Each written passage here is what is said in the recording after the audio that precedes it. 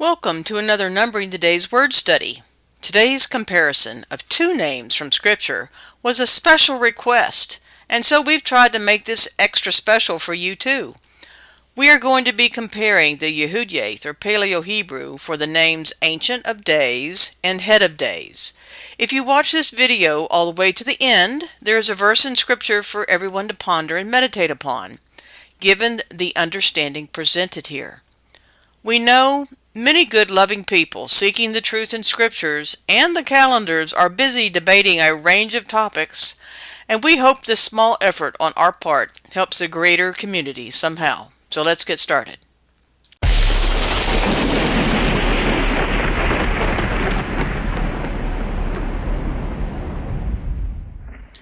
Hello there, my name is Sierra, and I'll be presenting the word study I did today. One of our subscribers asked me to do this to help in a presentation on the creation calendar that he's doing. And the purpose of the word study is to shed any light that I can on the names the Ancient of Days and the Head of Days in 1 Enoch and Daniel. Now I'm going to be doing the words ancient, head, and then days. I'm going to keep my thoughts on the alternative meanings into the context of this request, meaning there are probably some more alternative meanings I can see, but they would just really not apply at all to what this request has been about. So, for the Ancient of Days, I'm going to be using Daniel 7:9 out of the Masoretic text, where it says, I beheld till the thrones were cast down and the Ancient of Days did sit. So that's where I'm pulling the words for Ancient of Days. And I'm going to use the text of Daniel for the spelling of the word days there, since Daniel's vision is referring to the same place and context as 1 Enoch. There are variations to the spelling of days in Scripture in the plural form, and even in the singular. So I found the spelling in Daniel for the word days is not like the same as the one in Genesis below. Genesis 1:14. And God said, let there be lights in the firmament of the heaven to divide the day from the night, and let them be for signs and seasons and for days and years. That word days there in Genesis is Yod Men, Yod Mem, which is then changed when you look it up in the reference materials to point to Strong's H3117 for its definition. When I go to the comparison of phrases, I'm going to put the Genesis 1:14 days with the word head. I do not have access to the source, to any source text of 1 Enoch to see the Hebrew there. So what I'm going to be comparing is here on the screen in this little chart. The two words for days that I'm going to be comparing are right there. And as you can see, the underlying Hebrew text is very different and not the same. I mean, we know from Genesis 1:14 that we're talking about days on the calendar, and it is different from the days in Daniel 7:9. Now, it's part of my practice when translating verses to always use the letters exactly as they were written. I don't change anything.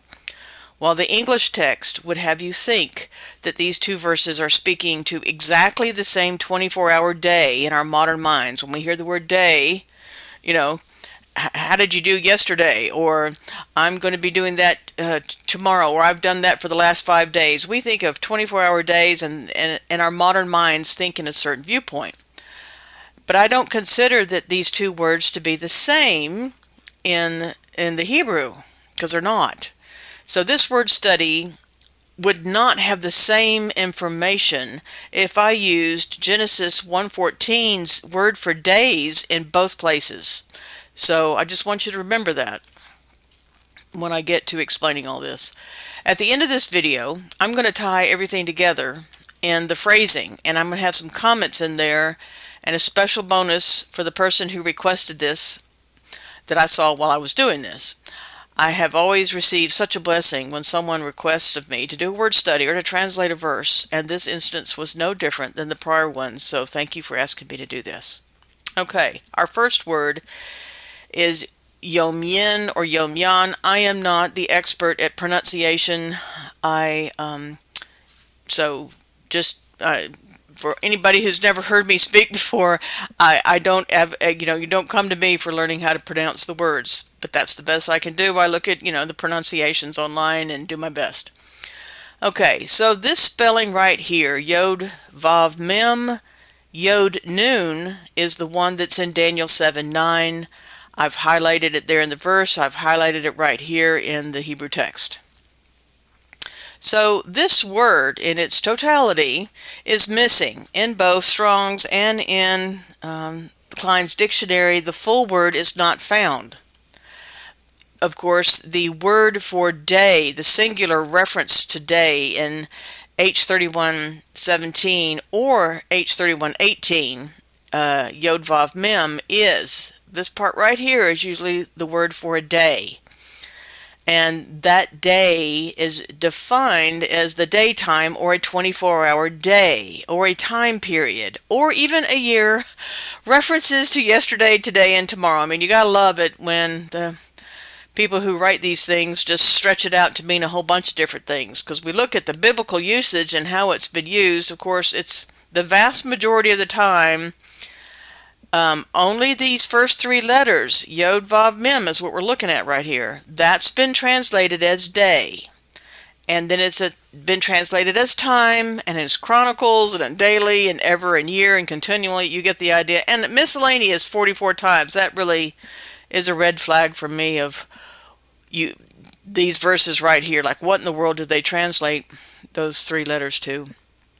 Anyway, let's go see what we can do to pull apart the actual word Yom Yin that was written in the text. Okay, so the first three letters is what I just read you, the word for day. But the Klein's dictionary does have a definition for these last two letters. It's missing in Strong's, but it's in the dictionary. And Yod Nun is not a suffix to make something plural. So don't think in your mind, don't go that way. In Klein's dictionary, this says it's from a contraction, an abbreviation of the classical Greek word ion, which I found was kind of very interesting. We know that languages have borrowed words, and the Hebrew people borrowed words, and so did everybody else. English is full of borrowed words. But in understanding, if we looked at this as an ion, ions move energy toward an electrode of an opposite charge. So it's dealing with energy, entropy, waves of matter, or electronic clouds. Okay. Now, in my own studies, when I look at these two letters, and I've been, I've looked at these two letters before. It would deal with power and direction, guiding and bringing forth something for rebirth, or bringing something out from a hidden place. I mean, it's a power coming to sprout something, to move something, to energize it. Okay. Which, ions have potential. I mean, that's talking all about energy and the potential for energy and the transfer, bringing forth of energy. Okay. In verses where I have seen this before, that word is talking about the energizing of a vortex of energy, or the spinning of light, or controlling the flow of energy. So that's my understanding at a Yahudyath level of things that I think about when I see this word in Scripture. Okay. Now, natural occurrences for ions. I got this from Wikipedia. They're all through nature. And since we're talking about the calendar, I just wanted to mention that the ions are part of forming the luminescence of the sun, the light. Our ionosphere is full of this. It also gets the ions get absorbed to make gemstones have their colors, and our own bodies, the energy in our own bodies needs those ions to produce ATP. So it was really interesting.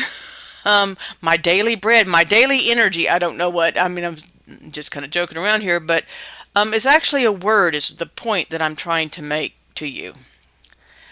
Okay. And, we're looking at the components of words like we usually do. So, Mem Yod is here in the middle of this word. There's your Strong's number, and it was in the dictionary. Now, in Strong's, they say that this means who, whosoever, and whom. And it's been in Scripture 12 times.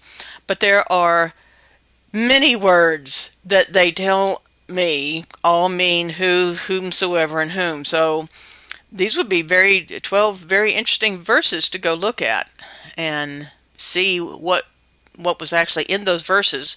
Because in the Red Dictionary, it says that this is the word me, and it's the musical third scale. Now, they also say it means whom, whomsoever, whom.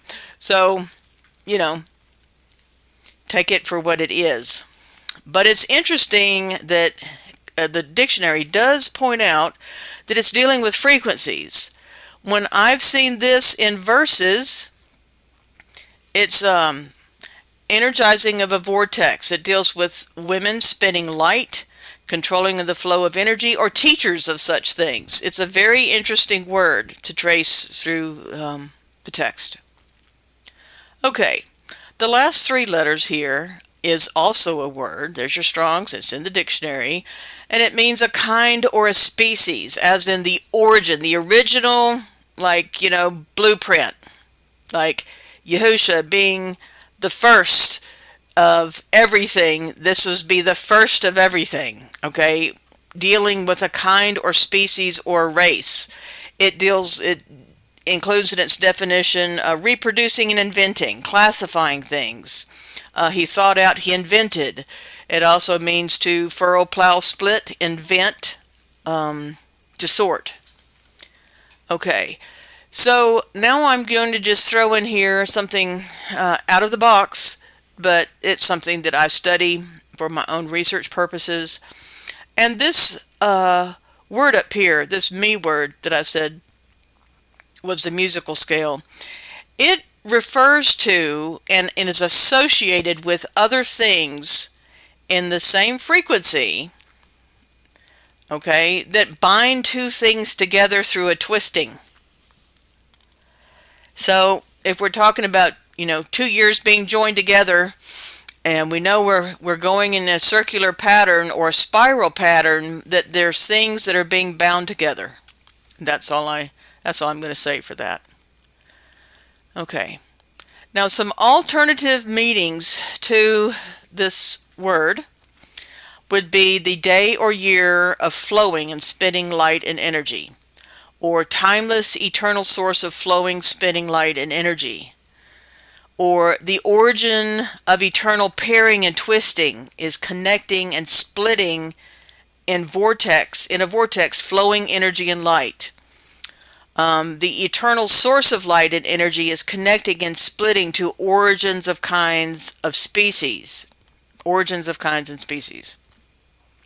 When I looked at just the letters themselves, I ended up with these sentences and phrases. The eternal source of all power connects to the innermost location and rebirths and renews it again. Or the eternal power to choose direction connects to the innermost midpoint and directs the path of bringing it forth, increasing it from that hidden midpoint. The eternal power to send something through a portal, choose pathways, connects through the waters of energy and light to bring forth an increase. Okay, you're going to see all these alternative meanings again, because at the end of this video I put them all in a chart so that it would be easy to compare things. Okay, our next word is yamim. It's also a word for days. This is the word for days in Genesis 1:14, where it said that the sun, moon, and stars were going to be for days. And here's the Hebrew, and there's the word right there. Now, this word, exactly as it is, Yod Mem, is in Strong's. It's H3222. And they say that the meaning is uncertain, meaning perhaps mules or hot springs. Okay? They show that this word is in Scripture only one time. Okay, one time they say they've translated it as mules. This is what you get in the reference books. Okay, Now, I want you to note that there are 6 words in the lexicon that all mean days, and this is not one of them. When you look at plural days, go look at your reference materials.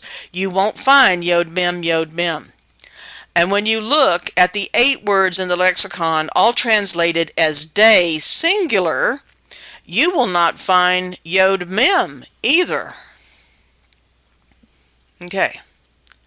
Now, in the Red Dictionary, in the Klein's Dictionary, if we looked at yod mem, you could take the mem at the end and turn that into a suffix and say there. And yod mem yod is the word that means maritime and sea. Okay? So if I were just to see this all by itself, one of the things that, when you're translating the words, you'd have to think does it mean they're sea or they're maritime? Okay, but in the exercise to do this word study, of course, I track words like this exactly as they are. And there's lots of verses where this yod mem has been translated days. I mean, Genesis 1:14 is not the only one.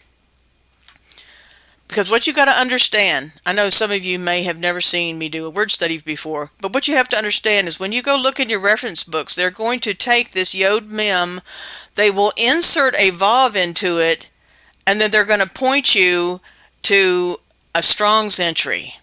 They don't have a Strong's entry for this, okay, as it's written.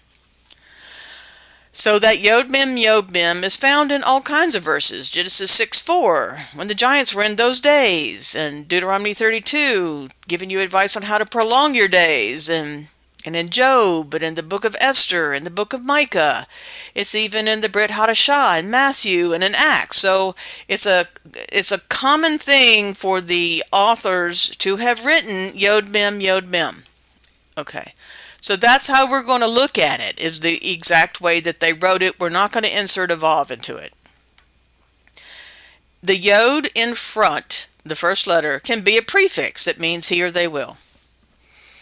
The first 2 letters is in the Red Dictionary, and has a yod mem has a Strong's number. It means sea, lake, large body of water, maritime. That's where I was coming up with their maritime stuff up there. Okay, so large body of water, maritime. It also means the west, or literally the western portion of Israel located next to the sea. I thought that was interesting too. Okay, the last 3 letters, mem, yod mem. It's the word for the letter mem itself, and it also means, it means water.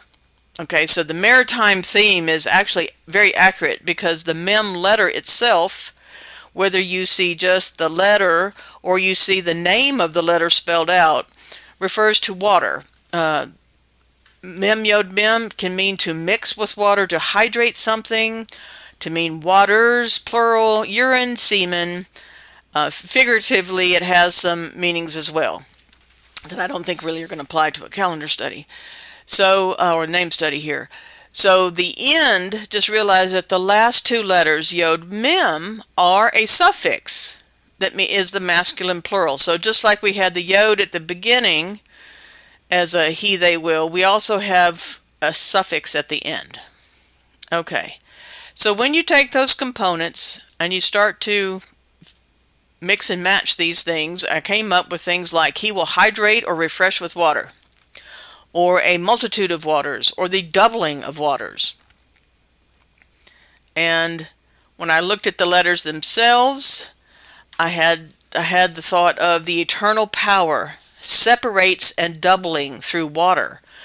And I have found that the word water many times when I have been translating can refer to waves of frequency, energy, and light. So I also got, when I looked at these words, a phrase came to mind, the portal or pathway for the waters, waves of frequency, energy, and light. Okay, so we're talking, if I talk about water in that way, I'm talking about the invisible realm of frequencies that our eyes don't see, and how energy flows around in waves. even light particles travel in waves. So that would be like the waters, the waves of light particles. Okay, that kind of thing. Okay, on to the next word. Okay, our next word is atik, is how it's pronounced. Ancient in English. It's spelled ayin tav yod kuf. We have a set of different Strong's numbers that are for this, and the basic meaning is ancient, which is where we get the Ancient of Days. It also means venerable, advanced, aged, old, or eminent. I liked the reference, I bolded it, because removed from out of time, or removed from our time. And I think of the heavenly realm as removed from our time. So that's why I bolded that. Taken away was mentioned, and that just seems odd to me. I don't see where in the biblical usage it was either ever translated that way, so I'm not really sure why they put that there, but I wanted to mention it. And then there's these meanings that they put in there: surpassing, choice, and splendid. And those showed up in an interesting place I'll share with you in just a moment. Okay, so in biblical usage, this atik word has been 4 times translated ancient, 1 time drawn, and 1 time durable. And drawn and durable just don't, to me, fit this pattern right here. So there's like verses I'd want to go look at and see where in the world did that meaning get applied to. Why did the translator do that? Okay, so if we go to the components of the word, let's look at the first 2 letters. Ayin tav is in the dictionary and in Strong's, and it means time, season, appointed time, or he appeared. Okay, and the only other word that's really in here is in the middle, tav yod. It's in Klein's dictionary and it's not in Strong's. Klein's dictionary says it means pertaining to something. And in my own work with the verses and translating, I see this as the garment for your soul. Like there's a verse that says that you have a soul and it also has a garment. Okay, and this would be the garment. And some of this verse that I'm pulling this from, go look at Isaiah 23:18, because it's describing a garment that would be surpassing, choice, and splendid. Just a hint of where in the world did they get that from, but it's that word. Now, I mentioned in one of the words prior that I kind of look at the frequencies of words. And so the ancient atik word has relevance and in the same frequency as the Mishkan, the tabernacle design from the Shamayim, the heavens. I enjoyed meeting Andrew Hoy of the 314 Project, that he showed that the Mishkan was round. It was a model for biblical cosmology and the firmament, and that I think applies. And this is the only reason I'm mentioning it is because of the context of the request for this word study. It also relates to the human body. It also relates to the life that comes from Yahudyath, which is the word Jesse, when it says that he'll come from the root of Jesse, that there will be a branch from the root of Jesse. It's the word Yahudyath. And so the life coming from Jesse is also in this frequency. So I wanted to mention that. So when I take the word atik and I looked at the components, I said, okay, we could have time's pathways are being elevated and lifted higher. We could say time goes through a portal and is raised up and spun around. We could say the fountain, the source of the garment of our soul, is elevated, raised up, and spinning. Like if you were to spin light and we end up with a light buddy. And it's being raised up higher and it's spinning, because we know that electrons spin around molecules and all kinds of things spin in creation. We have an appointed time for the eternal power and pathway to go to a new level. That was another way I could look at this. And just looking at the letters, I came up with some phrases like the fruit of the fountain of life, the covenant pathway is raising up to a new level, or the fruit of the fountain of life is reaching a conclusion and has a pathway or portal to be raised up to another level. Like one level is coming to an end and now we're going to the next level. So that was some of the things that I got from the understanding of the word Atik or ancient. Okay, the last word that we're going to do, and then we'll get to combining things, is the word Rosh. This is the head of days. This is the word for head. Its basic meaning is chief, head, or sum. There's a couple Strong's numbers that describe this three letters, Resh, Aleph, Shin. In biblical usage, it's been mostly translated as head and then chief and then top and also the beginning, which is kind of interesting because you could say instead of the head of days, it's the beginning of days. Or company, captain, sum, first, principal, rulers, chief, and then again, miscellaneous 23 times. Why? Why? How could any of all this not fit those 23 verses? Things like that just amaze me.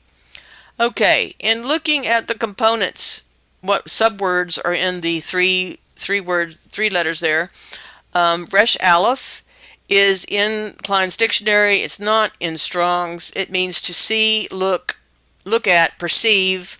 And verses, I've seen it translated as manifested or shall see. And the Yahudyath perspective in verses, I always see this as someone's looking into the spiritual realm. So it's invisible to our eyes. When the prophets have visions, they're doing the raw. It's not Rosh. I mean, it's just the first two letters, but they're seeing into the spiritual realm.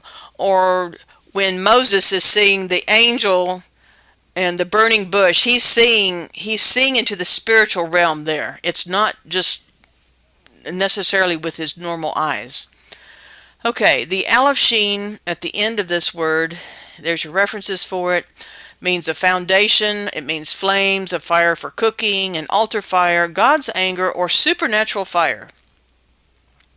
So when I looked at some of the component meanings for Rosh, I get seeing and perceiving a supernatural fire, manifesting the foundation in the invisible realm. I thought, you could say something like that too.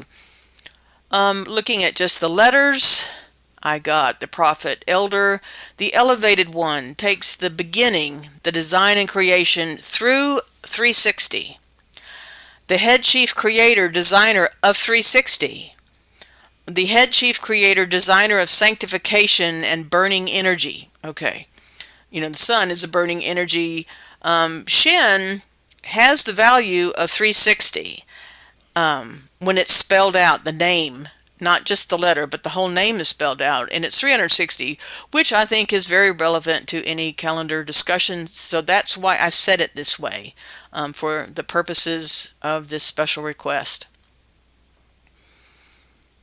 Okay, now we're going to go to where I'm going to compare some of the information and consolidate it together. If you have any insights and into any of the things that I'm showing in this video, I sure would appreciate your putting them in the comments, because I would enjoy that very much. Okay, so here we have a little chart that I did. We have the Ancient of Days in the left-hand side and the Head of Days in the right-hand side. There's their Hebrew, their pronunciations. So for the Ancient of Days, the Atik Yong Yin, there's the spelling of the word days. And for the Rosh Ye Mim, sorry, the word day is just the yod of the mem. And I looked at this and I thought, okay, this is a doubling of the days, a doubling of the waters, and everything that's alive doubles. When he says you've got to be baptized in living waters, or I'll give you the waters of life. They're living. Our people multiply through doubling. The mother and the father's chromosomes come together, and that doubling pairs up and creates a multiplication, or our cells divide and multiply. So there's a multiplication to anything that's living. But when I thought about this Yod and Mem over here in the other word for days, back to the Ancient of Days side, I looked at it and I thought the day is split. Like the Yod and the Mem are split by something that's connecting them. And that would release ions, energy, and a transfer of energy transfer or rebirthing. So I actually looked at it as the day was being divided by something that's still connecting it. And it's releasing energy. And I pondered that. So I put it in here. Okay, so what you see in this chart is all the, up here in the blue is basically the standard definition for the words. And what you see in the text. And each column, we have the ancient column is blue, the head column is blue. The days are both the same color. So you could kind of compare the two side by side. And I put all the alternative and Yahudyath meanings here in this chart so that you could contemplate this and meditate on it. Okay. One thing left for you to ponder, and then I'll be done. This is, this is being done to help understand the ancient calendar. So I went back to Genesis 1:14, and I just wanted to show you this. It's, and Elohim said, "Let there be lights in the firmament of the heavens to divide the day." That's blue from the night. "And let them be for signs and seasons for the days and years." Okay, that's green. So the word day up here is the Yod Vav Mem sitting right there. And the days plural is that Yod Mem, Yod Mem. So if you look back up here, at the way the words were spelled for days, then you can ponder how the day up here to divide the day from the night was associated with the Ancient of Days. And the word where it says, "and let them be for signs and seasons and for days plural," was associated with the verse and the stuff where I pulled for the head of days.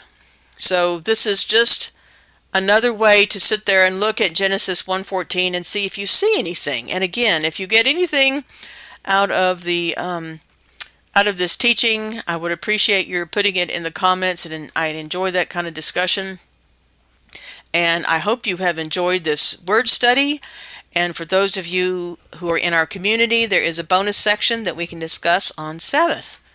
And shalom, please like and subscribe to our channel for more wonderful word studies and everything else that we do. Shalom. Body all the time, never takes a break, he's always right.